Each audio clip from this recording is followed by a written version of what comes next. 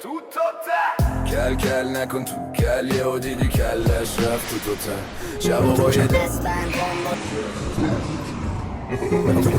کل کل نکن تو کل یهو دیدی کلت نیروخ تو تن صبح با دست لنگ میرم تو حبس زورش با تک زنگ میرم خونم دفاتون با گنگم میلرزونن از تو بندم سنگر رو میچرخونم کم کم با کلمه کرت میکنم از زیر زمین آشغالی جمعت میکنم جنگ ستیزم بهتون رحم نمیکنم و گجلی بلاگی سرت میکنم تا میره رو ورق قلمم شقه شقه در بزنی پشتم میشه شقه شقه هم بزن به وقتی که قد قبل اینکه بچینم پلن کف را دفنت هنو گرفته فاز کل کل دوتا فوش ته تکس میده میگه گنگم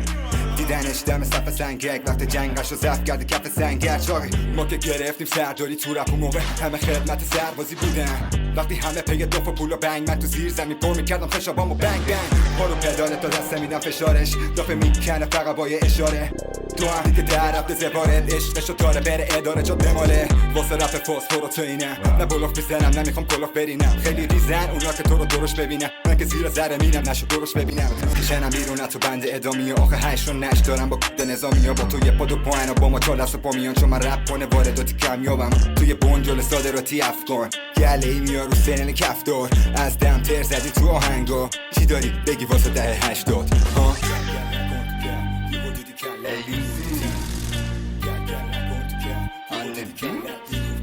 صبح با دست لنگ میرم تو حبس زورش با تک زنگ میرم خونم یهو دیدی کلش رفت تو تا با گنگم میلرزونم کل کل نکن تو کل یهو دیدی کلش رفت تو تا شبا با یه دستبند بمبل و تخصا با پشت میک میدی کس و شعر و تو تف